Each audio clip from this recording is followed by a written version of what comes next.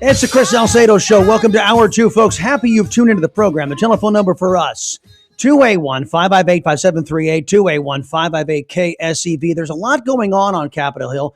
Very little going on as far as, comeuppance or reckoning that actually gives justice to the American people. There's a lot of news going on. And so let me bring in my guest today. And it's somebody who I greatly admire because he's one of those individuals in the trenches for we the people. Congressman Keith Self, he is represents the 3rd Congressional District here in the great state of Texas. He was one of the representative rebels trying to restore the Speaker's house to the people's house back in the day. Congressman, welcome back.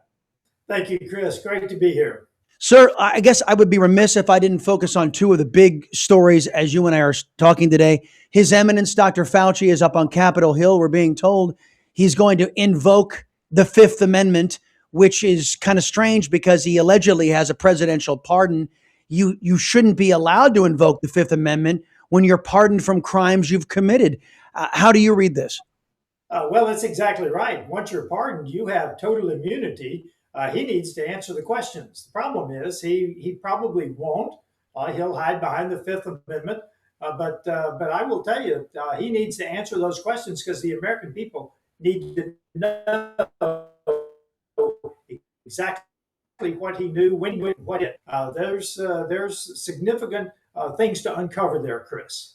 Well, yeah, significant, including the level of culpability and coordination with Communist China, the effort to cover up Communist China's culpability in the worldwide pandemic, not to mention the shutdowns, the loss of economic activity, the loss of education for our children, massive accountability. Somebody, a whole bunch of somebodies, in my opinion, needs to be held accountable. Speaking of accountability, sir, the Biden tapes were released, as you probably have heard some of them. Beijing Biden confirmed that not only was he illegally in possession of classified information that he was not legally able to possess as a senator or vice president, he actually illegally shared that classified information. And the only reason why he didn't meet justice is because, according to Robert Hur, he was too old and feeble and infirmed to stand trial to answer for his decades-long crimes. Your thoughts on this? Well, don't focus on Biden. I mean, certainly that's one of the symptoms. But what we're uncovering, what the Trump administration is uncovering, is corruption across the federal government in every area, in spending, in justice. This is one of the things that we need to applaud the Trump administration for, is uncovering all of these times that the deep state, the surveillance state, actually ran amok over the American people. That's the real key, Krish. Well, absolutely. That the idea that not only did the deep state cover for Communist China's election interference, and now we have the documents released at whitehouse.gov to show that we have individuals currently serving in the U.S. government who have not been brought to justice for siding with an American enemy to rig an election because they, according to Catherine Herridge and a CIA whistleblower, they didn't want the president of the United States to interfere with their little system that they had, which of course disadvantaged us, but gave them all manner of control. Yeah, absolutely. There are two things I would point out. First of all is the China interference. Now, a lot of the data they're calling stolen was publicly available, but it's how China used it against our election in election interference. The second is, you just mentioned, the IC, the intelligence community, withheld that from the sitting president of the United States. Those are the two things I'd point out. Both of those are extremely dangerous. Somebody needs to come to justice over those. Oh, amen. And I think the mechanism by which we have a government that has grown beyond the consent of the governed, sir, is because Congress has abdicated its responsibility and its powers to an unelected branch of government that left to its own devices, as it's shown, is totalitarian and anti-democratic, small d, and an antithesis to our representative constitutional republic. Congressman Keith Self is our guest right now, 3rd Congressional District here in the great state of Texas. So I want you to address that in this vein, because Senator John Thune is the leader of the Senate, and he took to the Karl Rove Never Trump network, sir, to allege that 15 senators are a no on, quote, getting rid of the filibuster. Listen. You don't have the votes? Well, we don't, and I've had this conversation with the president many times, I think, as you know, and I actually suggested at one point that his team come up and sit down and visit with some of my colleagues. So they came up, met with about 20 Republican senators, and 15 were no on getting rid of the filibuster. The votes aren't there to do it. I know he thinks he can persuade people, but there are a lot of folks who are this is a hard position for a lot of Senate Republicans. Right. Yeah, and this is a red herring, Congressman, because as you know, many conservatives are not calling for the elimination of the filibuster, but the restoration of the filibuster. This current version of the filibuster, which stifles debate and prevents good legislation from passing, is not what the founding fathers envisioned when the first Congress met and the first filibuster was invoked. It was to foster debate, and a talking filibuster should be implemented. Would you please speak, sir, to the arrogance and frankly stupidity of senators? And I'm told by Mark Meadows that there are 24 of them, senators who want to keep the zombie filibuster, arrogantly thinking themselves smarter than the founding fathers of this country. Well, Chris, this is supposed to be the greatest deliberative body in the world. They don't deliberate on anything. Nope. And this is a prime example because they refuse. But look, this is a test of the wills. I think there are now 11 senators that say they will call for a vote as to whether or not they need to go on recess, or should they stay there and debate the Save America Act. So only one of them needs to call for it.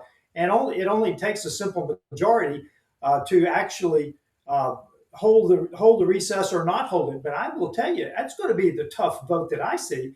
If people vote to go on recess and not address the Save America Act, they're putting themselves in danger. So this is a test of the wills. We need to make that very clear. You've got John Thune and some senators on one side. You've got the president and the American people on the other side.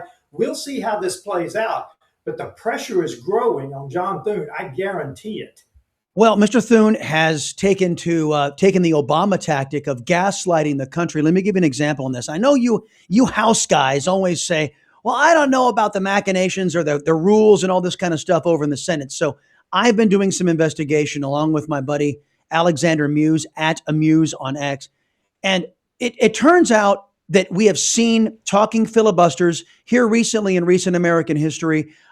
Cory Booker, Mr. Spartacus himself, did a talking filibuster. Rand Paul did a talking filibuster. And it turns out that there is only one man or one person who is responsible for determining how the Senate will proceed, whether it's a talking filibuster, which is what's written down currently in Senate rules, or it's this tradition of the zombie filibuster, which has only been in place since the 1970s. And that one person is the leader of the United States Senate. It is John Thune's exclusive purview, his exclusive decision as to whether or not which version of the filibuster is used. And when he claims that there needs to be a vote on this, he's lying to the American people, is he not, sir? Well, he is, but let's go back to the cloture vote. What we call the filibuster now is a cloture vote that takes 60. That is not in the Senate rules. That is simply happened by accident back in history. Yes. So what they're talking about is doing the filibuster instead of the cloture vote. Right, precisely. What you do is you have a filibuster where you debate it, you make the Democrats stand and justify to 85% of the country why voter ID is bad and why only American citizens voting in American elections is bad.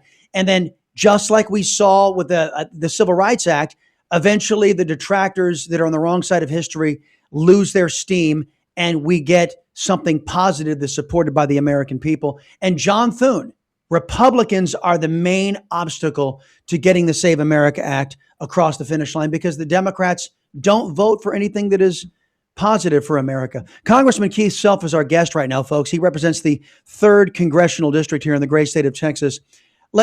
Before I get back into what we already touched on briefly, I want you to comment on the Red-Green Alliance that is happening not only in our great state of Texas, but we're seeing it in New York. Marxist Mondani has just come out with this melding of the jihad and his 5 taxpayer subsidized grocery stores, which, as you know, will lead to scarcity because it's the problem with socialism is you run out of other people's money eventually. This red green alliance, they have nothing else in common except for their hatred of Western civilization and our rights and our Constitution. How concerned are you, sir, about radical Islam and radical communists teaming up in this country? Well, I'm very concerned about it because you've outlined it very well. The communists have nothing in common with the Islamicists, the Islam, the jihadists. They have nothing in common except the will to take down Western civilization. And that's what we're talking about. And Western civilization in the United States is embodied in the U.S. Constitution, the single law that everything else flows from, the U.S. Constitution and our constitutional republic. I'm very concerned. North Texas is ground zero for the growth of Islam in the United States, the Islamization of the United States. I was talking to a mayor recently that just did not comprehend the danger that we are in. Right now, we're in the phase where they're very pleasant neighbors. But believe you me, when they reach a certain point, even those Muslims who would want to assimilate will then be told by the jihadists, you will either adhere to full Sharia or you'll be an apostate punishable by death. So we need to understand that this is a growing cancer, this red-green alliance. The communists get all of the attention today in the news and the speaker and everybody that's talking about it. But I am just as concerned about Islam, and some people would say that's a dual statement, but it is Islam growing in the United States, of which North Texas is ground zero. It is, sir. And I would recommend to you and your staff a new book by Peter Schweitzer called Silent Coup. And what you and I are discussing, the Red Green Alliance, is a mechanism of immigration and illegal immigration being used as a weapon by enemy nations against the United States. And they have allies in the United States who are traitors to their country by allowing massive uncontrolled illegal immigration from all over the world, from Mexico to Somalia to, again, far-flung countries all over this globe, allowing this massive illegal immigration to change the complexion from within. It's an invasion, sir. And if you read Peter Schweitzer's book, you will understand that it is an attack vector being employed by nation states against the United States. And it's far too few up on Capitol Hill even care to address this issue, like John Cornyn and others who are perfectly willing to allow this country to be inundated and changed from within. I'm not. Let's talk about elements in our government, sir. You saw the documentation released by the White House. You heard the revelations outlined by President Trump a couple of Thursdays ago, where he noted that not only did we have foreign interference in the elections, that Communist China, as you rightly point out, they did get access to public data, but they did get information that was illegally obtained by that foreign actor. And then you had members of our own government committed to covering up and making sure China succeeded, in particular in one area where the president alleged that the intelligence shows that China was after printing up fake ballots with Joe Biden's name on it. And I'm forced to wonder, sir, because we've not seen the 80 million voters materialize since. Where are the 80 million voters who voted for a man who campaigned in his basement, where they went, sir? And we don't know how successful China was at this endeavor, do we? We don't, frankly, because we're just now starting to peel back that classified information because, as you've already pointed out, a lot of what was done was classified, which means it hid it from the American people. It hid it from investigative reporters like yourself.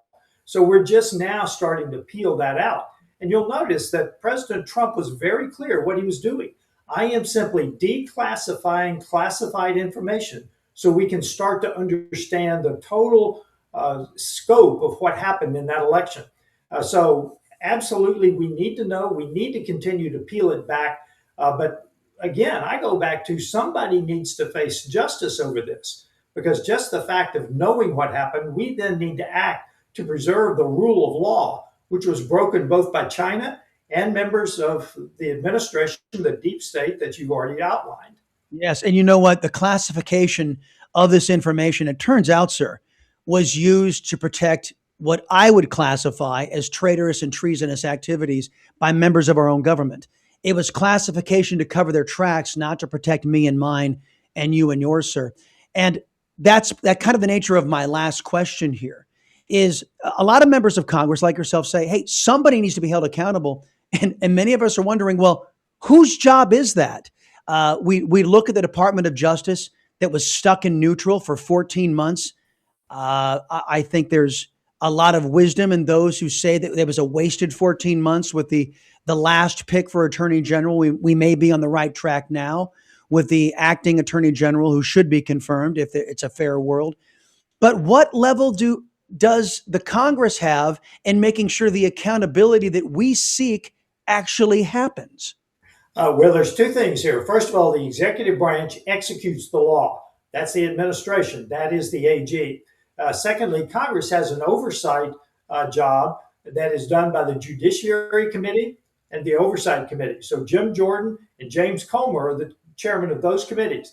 They are starting to peel this back as well, given the information that the administration has been allowing them to have now, declassifying so that they can see it. There's one other committee that I would mention. That's the Select Committee on Intelligence. And they also have a duty to oversee the intelligence community. So those three committees are those that need to work with the administration to overlay justice for the people that should be brought to justice by the administration through oversight by the Congress. Yes, and as you know, Congressman, we have members of Congress right now who are Democrats who are pledging allegiance to other countries, yet they still remain.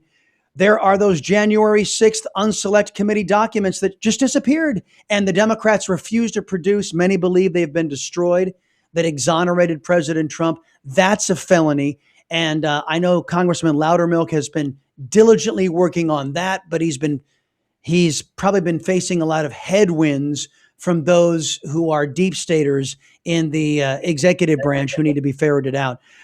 Congressman Keith Self, folks, if our friends out there want to keep in touch with you and what you're doing, where can they go? Well, you can certainly sign up for my weekly newsletter at keithself.house.gov, or you can follow me on any of the social medias at Rep. Keith Self. Rep. Keith Self. The congressional district is number 3 here in the great state of Texas, folks. And the man who represents that district, Keith Self. Sir, I appreciate the time and the straightforward talk. Come back soon. Thank you, Chris. Telephone numbers 281-558-5738, 281-558-KSEV. All right. Well, we teed up a lot for all of you there. I think what we are missing, and maybe some members of this audience might want to fill in the blanks. What we're missing is accountability for what was done to us.